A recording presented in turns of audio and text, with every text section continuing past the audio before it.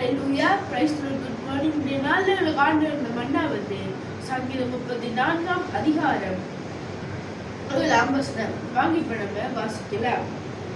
கர்த்தருடைய தூதர் அவருக்கு பயந்தவர்களை சூழ பாளையம் இறங்கி அவர்களை விடுவிக்கிறார். ஹalleluya, praise the Lord.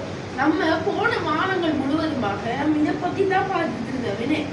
அப்ப இந்த நாள்ல ஆண்டவர்களை என்ன சொல்றா, அதாவது கடைசி கால நேரம் அந்த கட்டத்துக்குள்ள என்ன நடக்கும்? இந்த உலகமே மிக கடினமா மாறும்.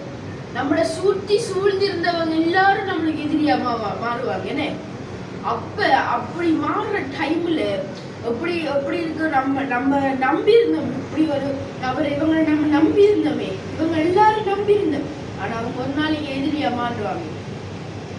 அப்ப அந்த டைம்ல ஆண்டவர் சொல்றாரு, நீ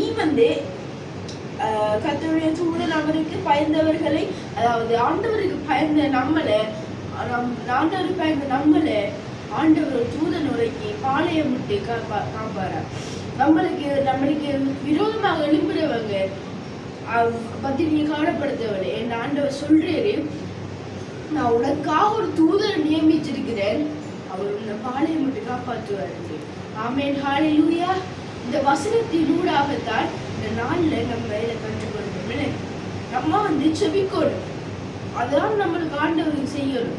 ஒன்று தான் ஆண்டவருக்கு நம்ம துதிச்சு ஸ்தோத்திர பதிகள் சொல்லி பாட்டு பாடி செபிக்கணும். வாங்க நம்ம செபிப்போம்.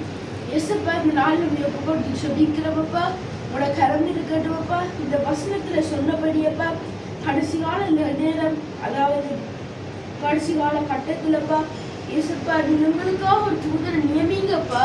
இந்த வீடியோ பார்க்கறவங்க மீது உன கரம் இருக்கட்டும்ப்பா. உங்களை சுத்தி பாளையம் விட்டு இறங்குவீராகப்பா.